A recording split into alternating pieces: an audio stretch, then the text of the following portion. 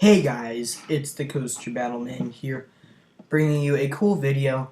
This is 2 roller coaster reviews in one video, using Wheel Decide to choose what coaster I will be reviewing for my first part of the video. Then the second part of the video, I will review another coaster. So let's get started. Our first coaster will be The Boss at Six Flags St. Louis. This wooden coaster was one of my favorite coasters I've ridden probably back in 2015 before I visited Cedar Point and Kings Island.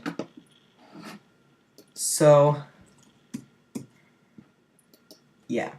The Boss, in my opinion, it's a pretty rough coaster. But it's not a bad coaster by any means. Sorry about this POV, the quality isn't that good. But the Boss overall, layout-wise, this coaster has a pretty bad layout. All it is just like a bunch of giant drops with random turns. And I remember back in like 2014, 2013, when I used to go to Six Flags St. Louis before I was an enthusiast. I really liked the airtime on this coaster when flying up to those classic turns before the major drops. I used to get tons of airtime on those, but not anymore. I don't know. I feel like this coaster, over time I have ridden this coaster, it has gotten rougher and rougher. In the front row, it's not too bad.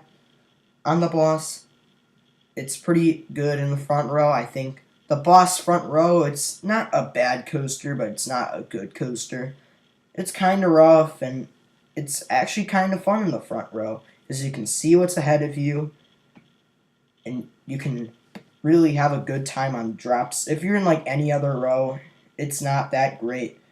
So I recommend front row for the Boss, and if you fail to do that, I recommend you ride back row. But the Boss, I really like the drops on this coaster. They're very fun. This coaster is fast, just winds through the terrain, has several turns throughout the ride. As you can see here, this is like the second massive drop throughout the ride. There's some more after the main drop. There's like around 5 massive drops on this coaster, and this coaster was actually featured on Insane Coaster Wars, and it probably didn't do that well, I don't remember. But the Boss, I know that this coaster is one of the most major coasters at Six Flags St. Louis, but in my opinion, it's not the best because it is kind of rough and it kind of takes away from the ride.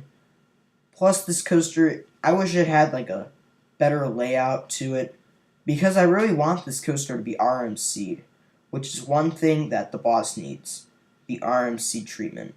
What a coaster it would be with an RMC treatment. Oh my gosh, this would be like the best ride at St. Louis no matter what. So, yeah. If the Boss was RMC'd, it would easily become the best ride in the park, and it would be the over-the-top coaster Six Flags St. Louis is looking for. But overall, I really like the Boss. I don't really like the Boss, but I really like it's a personal favorite of mine back in the day, but not so much anymore. Overall, I'd give the Boss a 7 out of 10 in the front row because it's pretty fun in the front row and not too rough.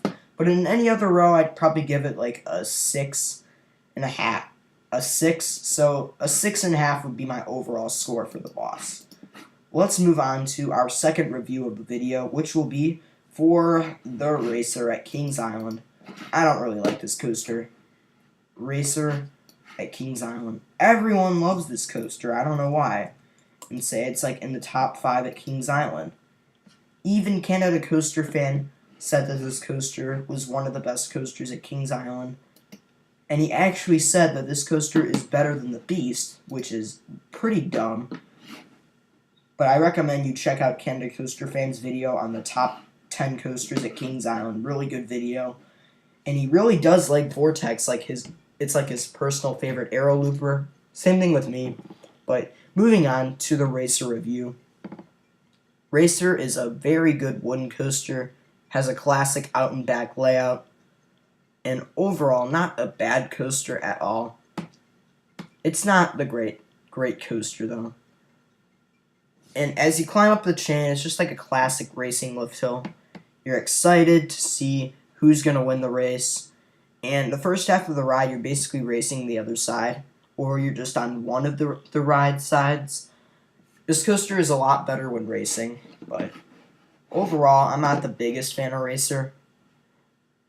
But moving on, this is actually one of Kings Island's oldest coasters, built in 1972, and it made way for the next era of coasters where they're all really good, like Millennium Force and Top Thrill Dragster, and all those crazy good coasters. Meant the second era for roller coasters. You can thank the Racer for that, but Racer has a nice out and back layout. It has not a long ride, but not a short ride. It's fairly decent length. There's several good pros to this coaster, in my opinion. It has a nice ride time. Layout-wise, I don't think this coaster has a bad layout at all. I feel like the only thing that can make this coaster better is a GCI redo of the Racer. That's what I think of the Beast as well. I think a GCI redo would make it very fun and a bit smoother, would make it the perfect 10 out of 10 coaster. But Racer, I think you would get a lot stronger of airtime if this coaster got a GCI makeover with new GCI trains. But overall, I'd give this coaster a 6.5 out of 10. I feel like the Racer does need a GCI makeover, and the boss needs to be RMC'd. So those are my thoughts on those two coasters. Do you like this type of video where I do 2 reviews in one video? Thank you for watching. Stay tuned.